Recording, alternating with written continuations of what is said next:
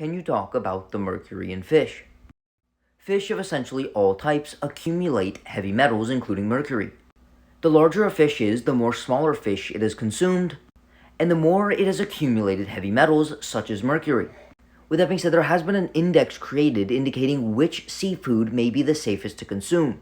This index is referred to as the HBV index, and it compares the concentration of selenium and mercury inside of a fish.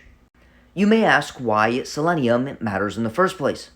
The answer is selenium is essentially like a mercury magnet. Selenium helps in mercury detoxification in a multitude of ways. It facilitates the demethylation of organic mercury into inorganic mercury, which is a much more stable and safer form. Selenium can also bind to and complex with mercury, and this form is insoluble and stable, allowing us to safely excrete the mercury in our urine and feces.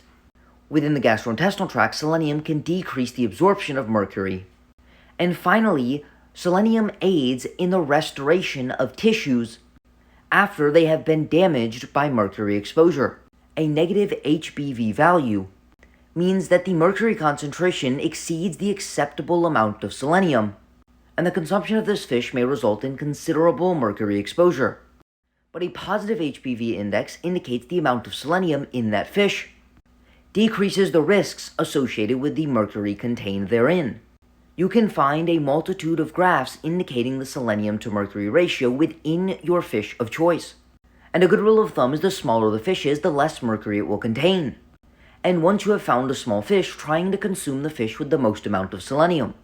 My favorite includes salmon, mackerel, anchovy, sardines, and herring, which can collectively be shortened to SMASH.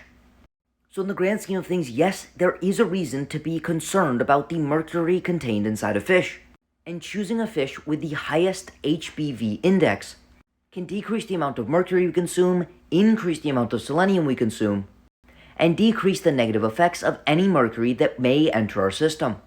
And if you know you're consuming seafood or other sea products that may be low on the HBV index, consuming it concomitantly with a high selenium food may also be a beneficial strategy to decrease the risks associated with mercury ingestion.